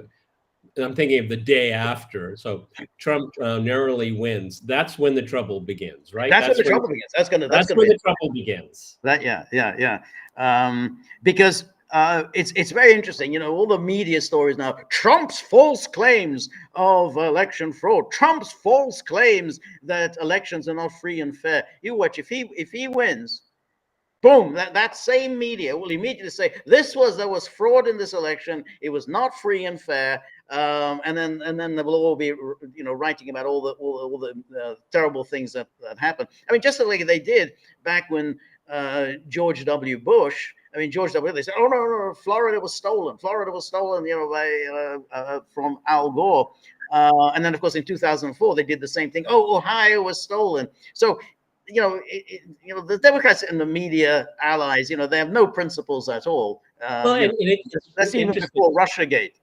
And George and I've talked about this a lot, but this election denialism that is so much talked about. Well, that's basically the playbook of American foreign policy, meddling in other foreign countries. I mean, right. It's come home to America. Yeah, okay. Exactly. Yeah. Oh, well, their candidate. Oh, it's fraud. Fraud. That's right. That's right. Okay. That's absolutely right. You need to rent a crowd. Get a rent a crowd out there. Okay. That's going to happen. It's going to happen in the former Soviet Republic of Georgia, and that's coming up something later this month. You 100. You can take it to the bank. I go to do that. No question. No question. It's going to happen. They're going to immediately cry that this is a fraud, and then the rent-a crowd. They come out and then they start the mass protest, and the U.S. State Department here comes out. There's violence, the violence of the authorities. They're using extreme violence against peaceful protesters. You look at you say, we're peaceful. They're burning tires and everything, burning buildings. Yeah, exactly. They're peaceful. Yeah, and that was a line during Maidan. So, this is peaceful. Yanukovych is using violence against peaceful protesters. And again, you're looking at it. Well, hold on, they're burning things. They're setting fire. They're being peaceful. And this is. Without question. I don't think I never thought I would say this, but Yanukovych didn't use enough violence. No, absolutely. I absolutely agree. I mean, that was he should have done it. Absolutely should have done it. Yeah. No, no, there was really no excuse for not doing it because he saw and the Russians saw what happened in 2004. They knew exactly what the operation was. They stole it from Yanukovych in 2004. Of course, they're trying to get him out. I mean, once he made that decision of saying Ukraine is going to be neutral, maintain a neutral foreign policy, once he changed the law and said Ukraine will not be applying for membership in NATO, he was going to be targeted. I mean, it was obvious. Of course, they were going to target him and get him out. It wasn't about the EU. It was about NATO. So absolutely should have used force. I mean, if I were the Russian leader, I would have said, either you do it or we do it, one or the other. George, I mean, if Trump wins, I've said this before, and I truly believe it. Since he was out of office during his second impeachment, they may start impeachment against him, depending on because what they'll need to do, because I don't know what the House and the Senate's going to look like, but the way things are now, more election fraud. This state, Georgia was stolen. It's all on video. Blah blah blah. They'll just he did it. He ordered it, and they'll start doing it. Trump can possibly win this election. I just don't think he'll be inaugurated. I agree with you. I agree. I think it's going to be, if he doesn't win the House, and it's a toss-up whether win the House. Then he will not be certified. I mean, that's guaranteed. And then if it gets thrown back to the Supreme Court, the Supreme Court may just simply say, this has nothing to do with us. This is they'll punt. This is up to the House of Representatives. It's not. We're not going to get involved in this. No, I agree. The Supreme Court will punt on it, because I know this is a state problem. Exactly. So it's going to get extremely difficult at that stage, and ultimately, also, there will be riots in the street. I mean, there'll be absolute violence on the streets. Where's Antifa? We miss you. Exactly. Antifa and everybody suddenly will be out there, and then we also know in many of these, as there was during the summer of George Floyd. You have, in democratic cities and democratic states, they were encouraging the violence. And one of them was, of course, Minnesota, with the governor Tim Walz, whose wife said, I had to open the window because I really wanted to smell the burning rubber. I really enjoyed the smell of the burning rubber. She said that. That was Tim Walz's wife. So yeah, I mean, Minnesota will be one of the places where there will there's going to be rioting. So you're absolutely right. It's this is just coming home to roost. Well, and it was what George and I discussed yesterday. Is remember the 700 plus former and current intelligence community people? A lot of them are looking at jail time if Trump. Yeah, absolutely. This is playing to keep. Yeah, playing to keep.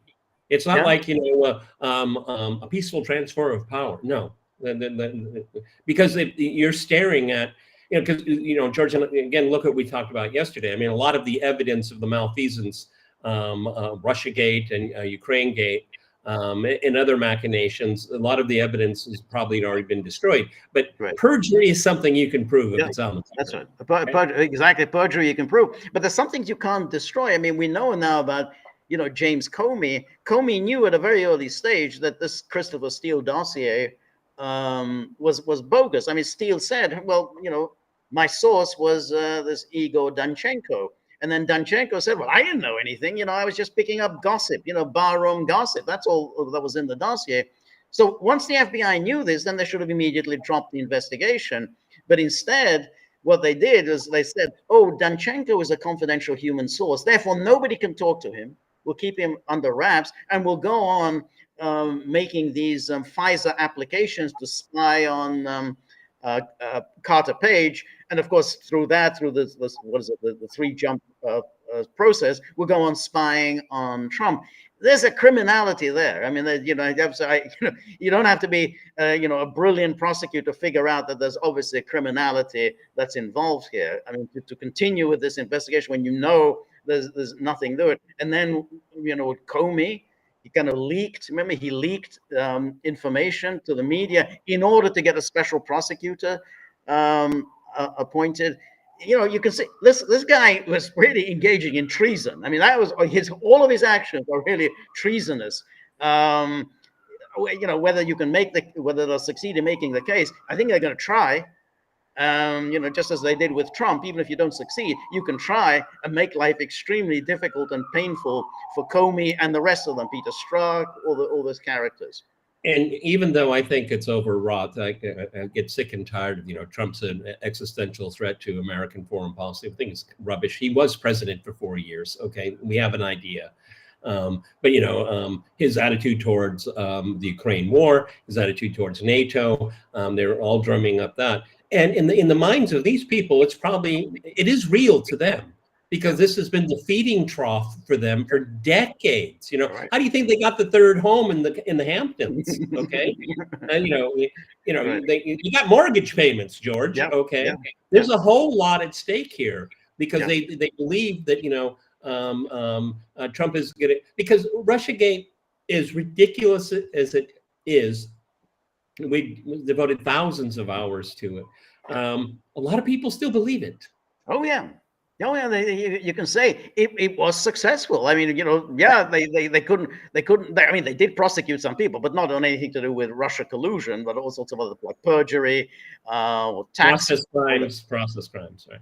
Exactly. But in that sense, and what you said is that a lot of people believe it. Many Democrats still believe all the tenets of Russiagate. That it was a success. And of course, you're right. I mean, a lot of people just get very rich. It's a very lucrative business, Washington, whereby you're a foreign policy expert or you're a security expert. You get a nice gig in a think tank. The think tanks are all funded by the arms industry and foreign governments. And foreign governments. And what do? You basically, I mean, you write papers where they have interns who write these papers. You don't actually write anything, but you appear on all these shows and you tell them, oh, Trump is the worst thing imaginable for the United States. It's betraying our allies, and our allies, of course, are then, they engage in lobbying in Washington, and of course they purchase a lot of arms. All these states and these Gulf states, they buy a lot of arms from the United States at a huge markup. I mean, a lot of them don't even work. No, exactly. And so there's a lot of money splashing around. I mean, it's not just Hunter Biden who made all that money. A lot, we just know about Hunter Biden because of his connections, but there's a lot of people making a lot of money like this. It's a huge grift, and any threat to it, the most remote threat to this grift, they will react in a visceral way. Okay, because for a lot of these people, things are never been better. Never. Oh, the Biden economy. I love the Biden economy. Okay, because it works for them, and they want to keep it going. Yes. Yeah. Okay? Exactly. Exactly. To it, they will go into overdrive. They will lie, cheat, and steal. Yeah, exactly. That's why they're so determined. They'll do anything, and and then they have these very clever lawyers who know how to manipulate the system, like this Norm Eisen or Mark Elias. They're basically, hey, this is how you build a case against Trump. That's all. It wasn't, this stupid attorney general in New York or that woman Phony Willis in Georgia. They could never have come up with this theory about how you can get Trump. But Norm Eisen and Mark Elias, they're very smart, and they say, hey, this is how you can get him, that he was trying to steal an election. He was trying to defraud the United States, and then they can do it, and then you tie you up in court, bankrupt you, through paying these legal fees. And so they know how to play the game. But of course, others learn from this. I mean, that's really the problem. And you can't keep a secret. That's why I think they're so worried. They figure, hey, the Republicans are going to have their own Norm Eisens. They have their own kind of smart lawyers who are going to come up. Yeah, well, let's indict these people and then see how they like it. Trying to defend themselves from these charges. George and I have talked about this a lot. What has Trump actually learned through all of this? I think it's extremely unclear what he's learned. Right. Okay. And on top of it, I think he's running an awful campaign. Right. But one thing my gut tells me that if miraculously, and I'm not supporting him, okay, but miraculously, if he's elected and inaugurated, he's going to want a really good DOJ. I think that's going to be really high on his list because he totally muffed it when he was president. Okay, Jeff Sessions, if you want to recuse yourself, then quit. Quit, exactly. Quit. And Trump should have fired him. Exactly. I mean, that absolutely should have done exactly. You hire your attorney general, and then you don't tell him that you intend to recuse yourself. And now he's sort of stuck with you, and then you hire, you allow someone else to take over and hire a special prosecutor. I mean, basically it's just outrageous. And then of course he got snookered into hiring George H.W. Bush's attorney general. What was his name? Bill Barr. Again, these were people who were out to get him. And so I think this is the one area where I think Trump is going to really go for a reckoning. I think that he let this go. Remember when Theresa May said, well, you can't really release these documents, then they're very, very classified. They're going to damage our special relationship. I said, oh, all right, Theresa May asked me not to release these documents. Absolutely, you're going to release all the documents, which he didn't do. He could absolutely, declassified all of the documents that were then in his possession on Russiagate. He didn't do that. But this is the one area. I mean, I don't know who he's going to appoint as Secretary of State. But the DOJ, I think, is going to put together a very, very formidable team. People who have themselves been targeted in Russiagate. I think they're going to be the ones to take over the DOJ. I think JFK Jr. blue ribbon commission on a variety of things. He might be the czar of commissions. Okay, because Kennedy's got some scores to settle. Okay, big time. And remember, everybody. Again, if this all falls into place, which I have my doubts, Trump's not up for re-election.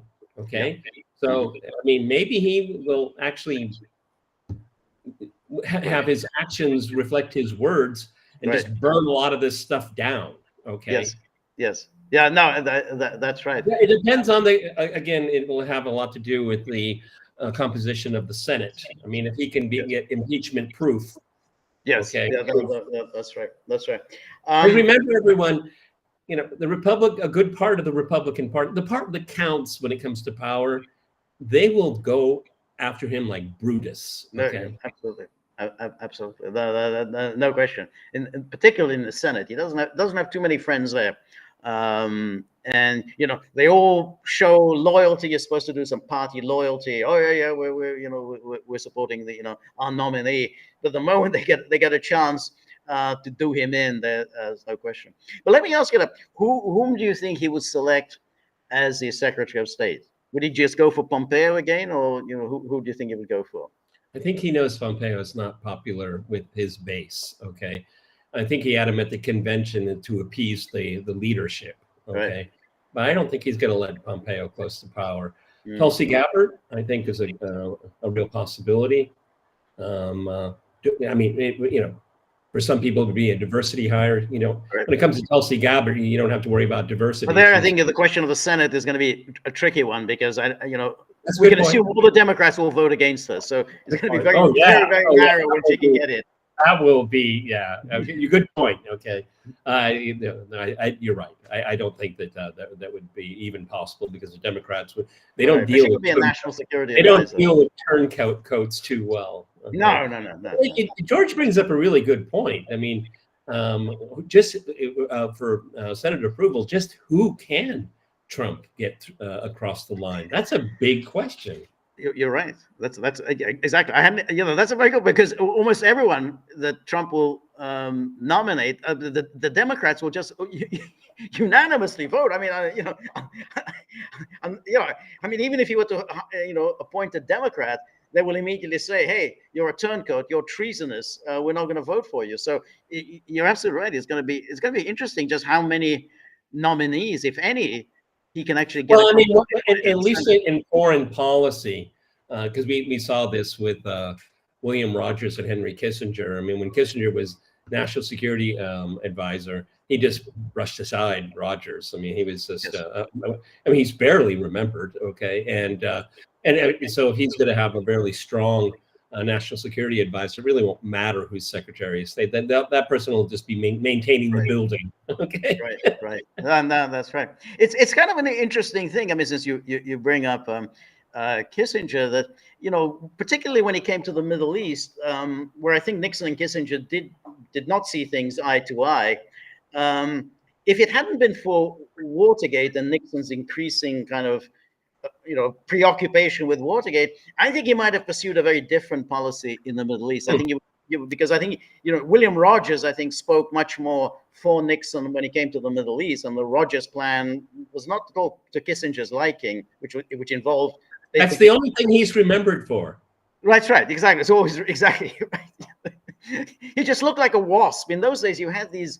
He was one of the last great wasps. Exactly. They were all kind of handsome, tall, kind of nice hair, gray. Brooks Brothers suits. Yeah. A top lawyer. He was in some big law firm. That was the. Yeah, but it was Bush Senior. He was the last patrician. Yes, exactly. He was Bush and Baker were absolutely. They both looked like classic wasps. And that's why they were kind of lifelong friends. They were clearly identified very much with one another. But I think he would have, but once Nixon kind of got himself more and more bogged down with Watergate, he allowed Kissinger really to take it over. And Kissinger, I think, identified with Israel much more than Rogers did. And I think that he set foreign policy back, maybe fatal in the Middle East. George and I having lived through that, I can remember the environment, particularly the summer of '74, is how Kissinger was so pumped up on the media. Oh my God, he was like he could walk on water. I mean, and he loved it. Oh man, he loved it, because that's when Haldeman and Ehrlichman. That's when their demise, and he was just he was in seventh heaven. Is that because they were barriers to him? Okay, they were collectively called the Berlin Wall. And, that's right. That's right. Exactly right. Yeah. Exactly. As they were embroiled in Watergate, and Nixon had to and it was hard on Nixon. It was really hard on him. because he was a loyal, one of the last loyal Republican, I would say. Okay. Yeah, no, that's right. And then It's swooped in. Yes, exactly. It's hard. And you know, liberal media, they loved it. I don't, you don't hear it so much now, but at the time, George, you know, 74, 75, 76, 77, you know, the Nixon, Kissinger, Ford years, remember? Yeah. No, you're absolutely right. It's hard for people who didn't live through that time to remember the worship that Kissinger enjoyed. I mean, you know, there was, I think it was Time magazine cover which had him in that Superman costume. Super K, exactly. Yeah, that, you know, he was, and even as everyone, you know, in the Nixon administration was going down, you know, Kissinger was left alone. You know, no one, and even though there were all sorts of damaging information that was already coming out during Watergate, it was because Kissinger was bugging his own staff. You know, he actually wiretapped his own people because he wanted to find out who the leakers were. So he bugged his own staff, and none of that hurt Kissinger. Well, he was asked to give testimony, and it was about personal communications he had with Nixon, and he was asked the question, and he wouldn't. He just was silent. He was just silent. Yeah. And then the judge said, "You're not going to answer these questions," and he said, "No." Right. And then you know, okay, exactly. Open gate, let him leave. Let him leave. That's right, exactly. Yeah, no, that was it. And I remember when Gerald Ford took over, you know, the question everyone wanted, what are you going to do about Kissinger? Are you going to keep Kissinger on? And Ford reassured, you know, the nation, Kissinger is staying on. Don't worry about. Oh, thank God, he's going to, because it was always like it was his foreign policy. And of course, Kissinger, who loved the social life in Washington, he absolutely loved hanging out with reporters and so on. Pretty girls, pretty actresses. Pretty girls, exactly. He would always go to all these affairs at the White House, state dinners. You know, he'd always be accompanied by some pretty girls. Nixon was really very annoyed by this. He thought this was just childish, that he always wanted to be seen with some young pretty girl. But Kissinger really basked in this glory and pretended that he was running foreign policy. There was no input from Nixon. It was just Kissinger, who was doing it. What do you think, George? My gut tells me is that Nixon took the higher ground.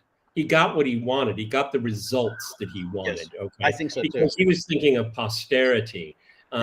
Sure, you know, Kissinger with his, what I believe was a thick fake accent, not a very tall guy, having a tall woman on his arm. Yeah, that's it. Yes. Okay, but Nixon, he got what he wanted in his presidency, because his presidency is remarkably successful. That is so underestimated and in an unknown history. And if Henry wants to take, because Nixon was fighting for his political life during Watergate. As long as he got the results that he wanted, I think he was more or less satisfied with it. Yes. Okay? I mean, Kissinger was a very good practitioner. I give him that, absolutely. Yes.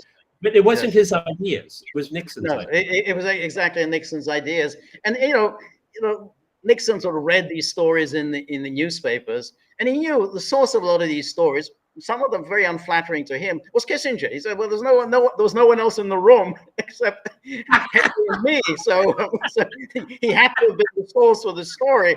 And so he knew this, but you're right. He just thought, okay, well, you know, Kissinger's getting the job done. He's doing what I want him to do. So let him enjoy himself, let him party and hang out with reporters and Georgetown hostesses, you know, if that's what he really wants to do. And Kissinger loved this. I mean, he loved going to these Georgetown dinner parties. I mean, Nixon hated it, but Kissinger sort of loved it. In many ways, that's why, you know, Kissinger is actually a very conventional sort of person, because a lot of people like that. I mean, he was just very smart, but a lot of people, they like going to parties. They like going to Georgetown dinner parties with the most socially exclusive people, you know, pretty girls, Hollywood movie actresses. You know, these are very conventional tastes.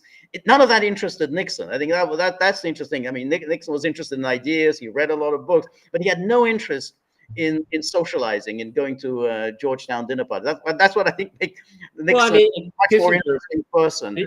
He famously said that Nixon, and you'll probably correct me because you always do, that Nixon wasn't a people person. He didn't like people. And speaking as Kissinger, I never understood why he was interested in politics.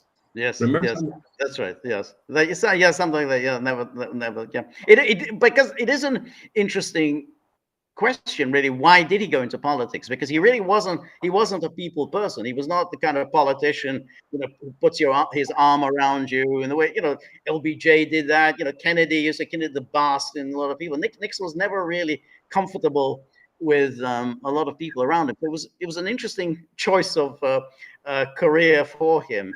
But yeah, but particularly if you read his memoirs, his first volume of memoirs, which was quite mean about Nixon, because that was still quite. He wrote it soon after, relatively a few years after Watergate, so it It was still was basking. thick. That was a Thick, thick one. always. There were 3 volumes, or 3 volumes of memoirs.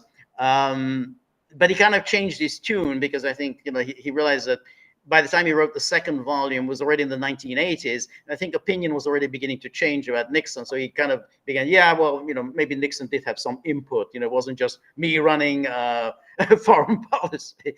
But he at all times said, well, I couldn't understand why Nixon really didn't like socializing very much. Why he hated reporters so much. I like reporters. I enjoyed their company. I don't understand why he had the Yeah, because the reporters did his bidding. Exactly. So, anyway, so we was getting on, got onto our favorite topic. Yeah. Sorry. Yeah. Sorry. No, that's right. Where are we? Jill St. John. That's right. Jill St. John, that's right. Yeah, because that was also very funny, because that was at the time when Brezhnev visited Oh yeah, Washington. famous picture. Yeah. It's a famous picture. She's standing there. This was in the summer of '73. So it was a warm day. Was wearing quite a short dress. A kind of clingy sort of dress. And then you see Brezhnev kind of squinting, Glaring. exactly.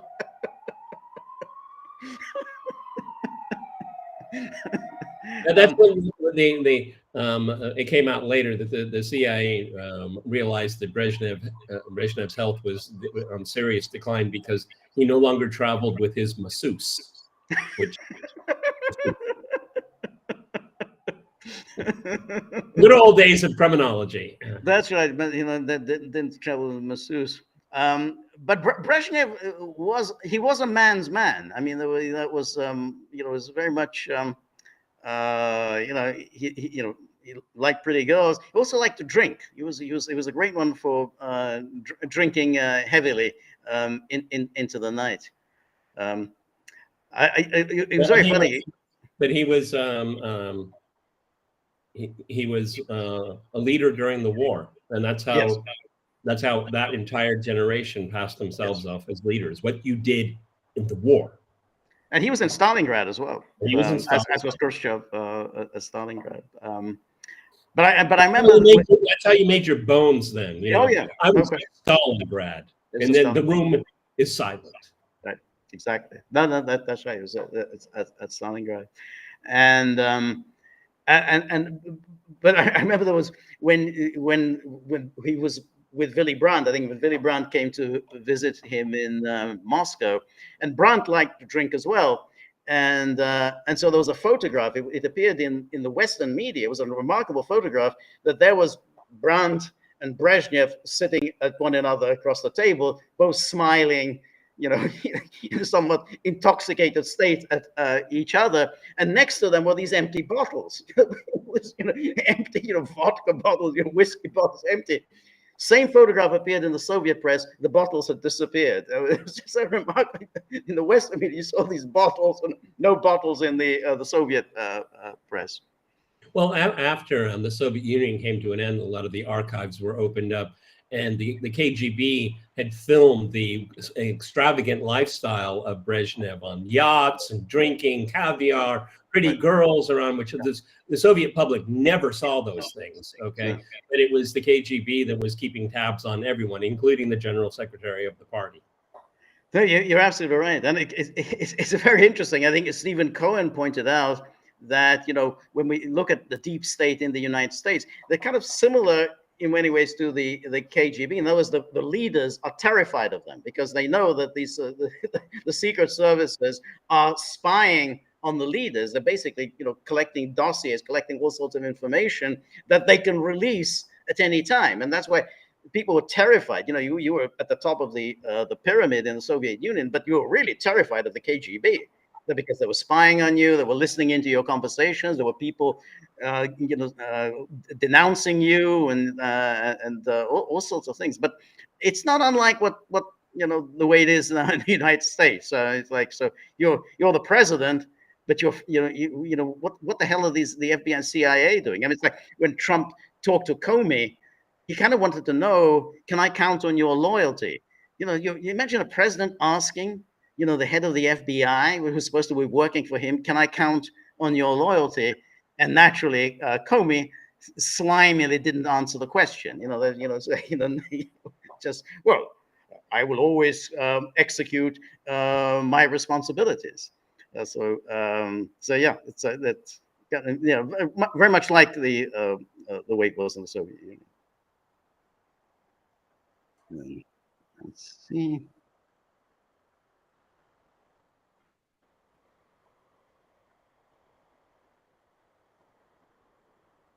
Yeah, I mean, when George and I guess it's now like 4 years. Is it 4 years now? Yeah, a little more than 4 years. Yeah.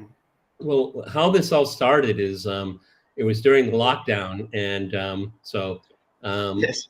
I would say, George, you want to have lunch? So Yeah. we'd be eating lunch, Right. and we talk about books. I would go to my bookshelf, and that's when we said, hey, why don't we could talk, because we love talking about history, and right. and we always fall into it, and that's how we all got this started. Yes. Yeah. I was living alone in my apartment with my dogs. So maybe I'll talk to George for lunch. That's how this all started. Yeah. No. That's right. That's right. And so far, we had some trouble with YouTube initially, but we're still, YouTube, which is closing everyone down, hasn't yet closed us down. So exactly.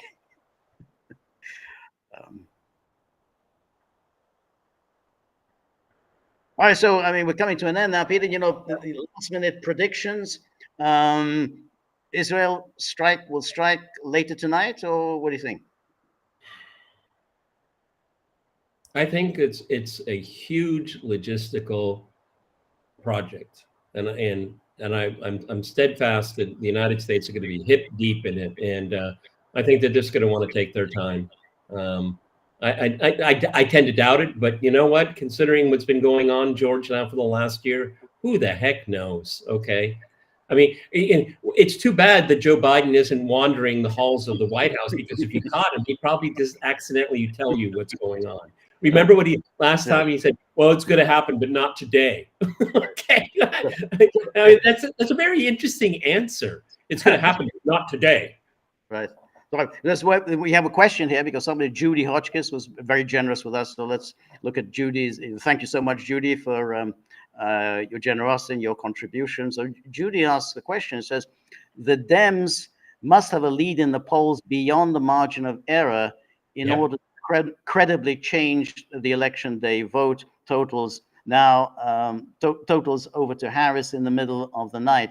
At this point, it's not possible for the pollsters to pull up Harris's numbers to that degree.